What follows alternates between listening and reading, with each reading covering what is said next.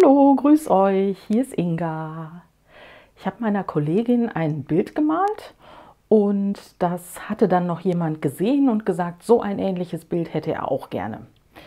Nun ist es so, dass der Raum, in dem er das Bild hinhängen will, Möbel weiß sind mit einem abgesetzten braunen Streifen, und bei der Kollegin war das auf dem Bild so, dass ich Blattgold verwendet habe. Und um einen ähnlichen Effekt zu erzielen, habe ich mich dann für das Bild in Blattkupfer entschieden und habe das also aufgetragen.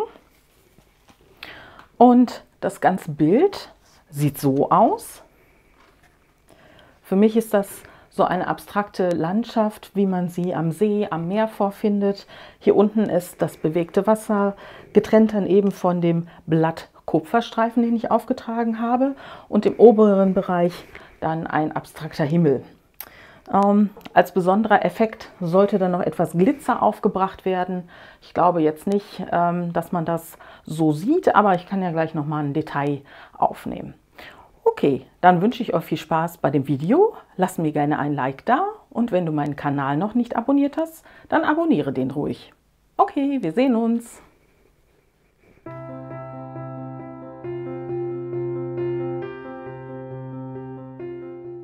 Schön, dass du dabei bist. Heute gestalte ich eine rechteckige 3D-Leinwand. Dazu brauche ich ein Lineal und einen Bleistift, Abklebeband, Anlegemilch für Blattmetalle, einen Pinsel, Blattmetallblätter aus Kupfer und anschließend Acrylfarben nach Wahl, flache Pinsel, Spachtelmesser und ein wenig Glitzerpulver. Zunächst unterteile ich meine Leinwand ca. 1/3 zu 2/3 und zeichne mir die Punkte mit Bleistift und dem Lineal an. Daran orientiere ich mich, wenn ich dann mein Abklebeband auf die Leinwand klebe. Ich klebe 2 parallele Streifen des Abdeckbandes auf und trage anschließend ausreichend Anlegemilch in dem Zwischenraum auf. Dabei trage ich das Malmittel auch auf den Rändern auf. Die Anlegemilch, die ich benutze, muss danach ca. 20 Minuten abtrocknen, bevor ich mein Blattkupfer aufbringen kann. Insgesamt habe ich dafür bis zu 24 Stunden Zeit, bevor der Hafteffekt nicht mehr funktioniert.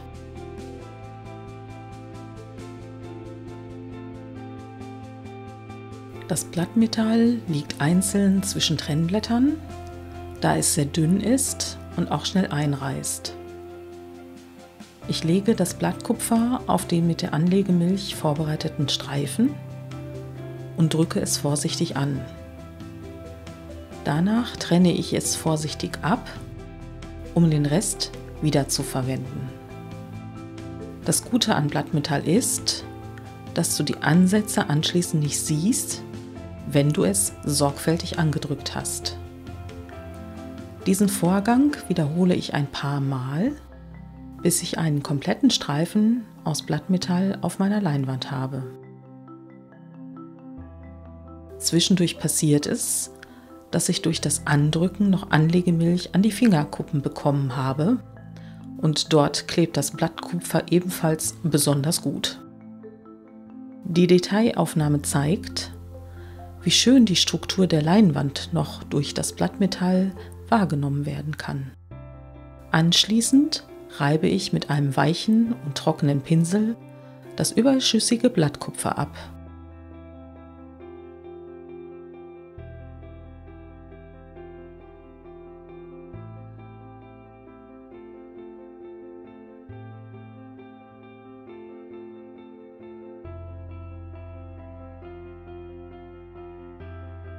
Zum Schutz des Blattkupfers trage ich einen Überziehlack auf, der selbst transparent auftrocknet und daher nachher nicht mehr zu sehen ist.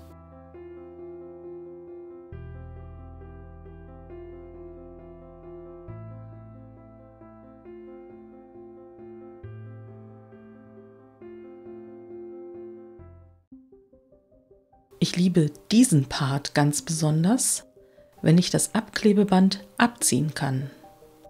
Am meisten freut es mich, wenn die Kanten ganz gerade sind.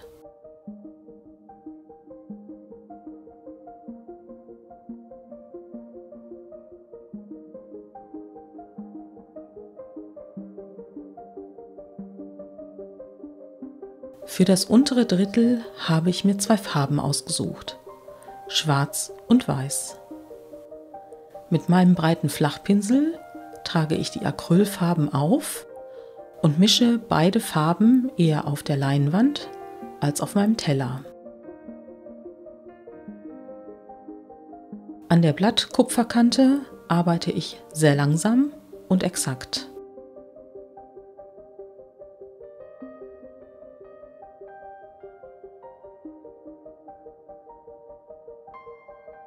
Auch die Ränder im unteren Drittel werden in Schwarz-Weiß bzw. Grau gestaltet.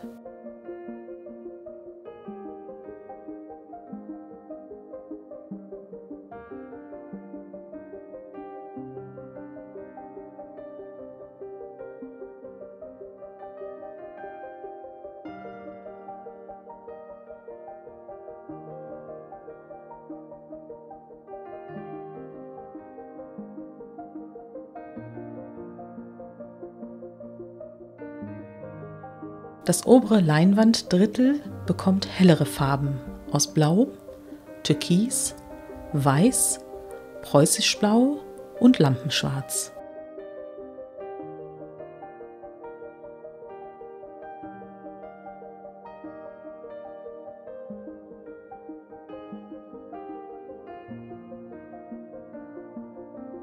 Auch hier achte ich darauf, dass die Blattmetallkante ohne Farbe bleibt.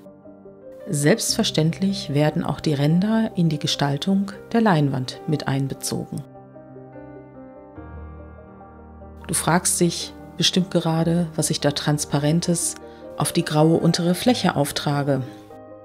Ich gebe zu, das ist sehr schwer zu erkennen, denn ich habe hier die blaue Perlfarbe von Amsterdam Acrylics mit viel Wasser vermischt und ich möchte, dass die untere Fläche einen schönen Schimmer erhält. Das Perlblau ist eine Interferenzfarbe, die je nach Lichtanfall mal mehr oder mal weniger schimmert.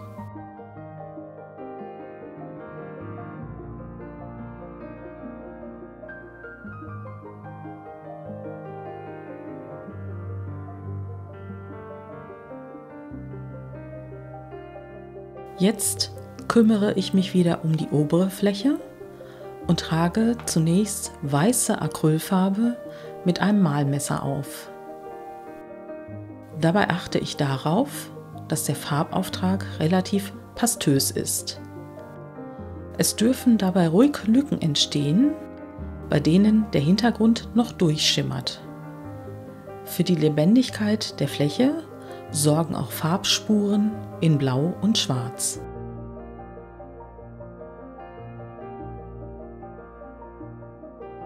Mein maritimes Bild erhält jetzt abstrakte Schiffsmasten. Das symbolisiert die mit dem Spachtelmesser aufgetragene Farbe in Reflexrosa. Das Ganze bleibt dabei sehr reduziert. Die Farbe mit der Kante des Malmessers aufzutragen, erfordert etwas Übung.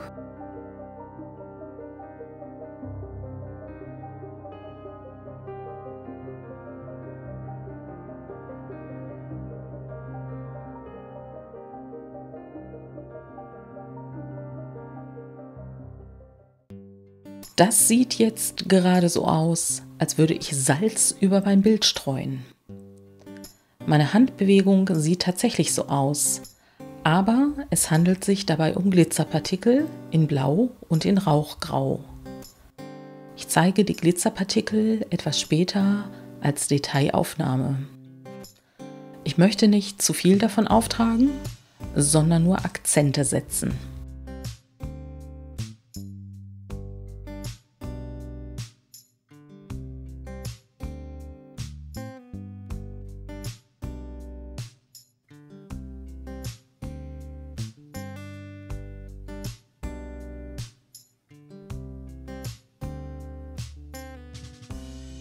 Ich wende mich wieder dem unteren Drittel des Bildes zu.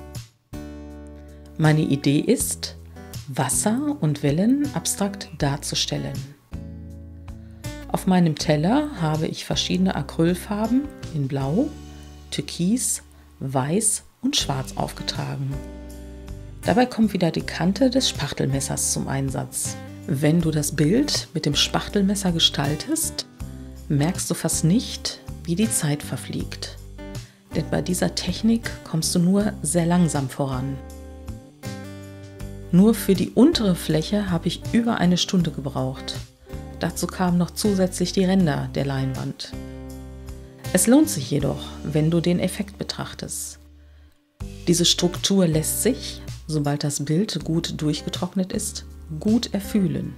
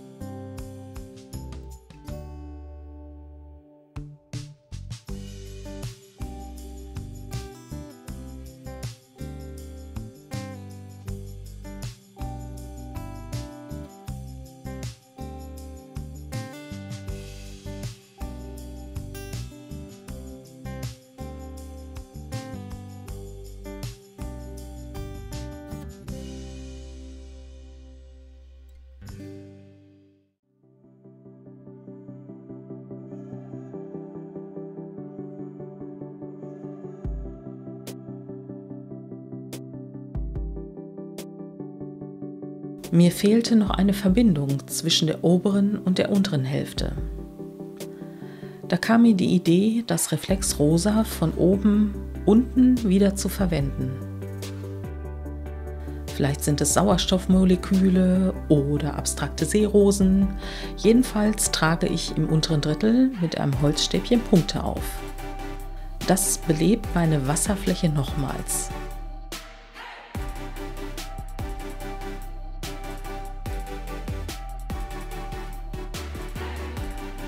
Nachdem die Wasserfläche fertig bearbeitet ist, kommt mein abstrakter Himmel wieder dran.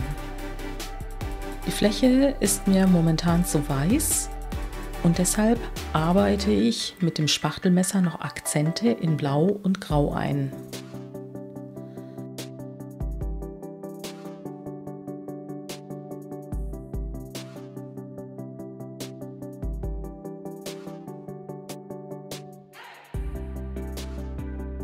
An Stellen, bei denen ich den Farbauftrag insgesamt zu dick empfinde, reduziere ich durch den Einsatz von Titanweiß. Auch der Rand vom oberen Drittel wird in die Gestaltung der Leinwand wieder mit einbezogen.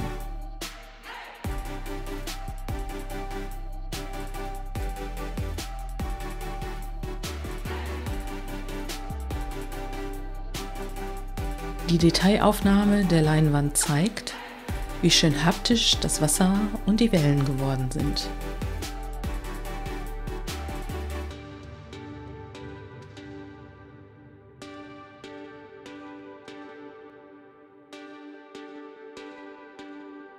Der obere Bereich wirkt jetzt luftiger und freier und ist wunderbar abstrakt gestaltet.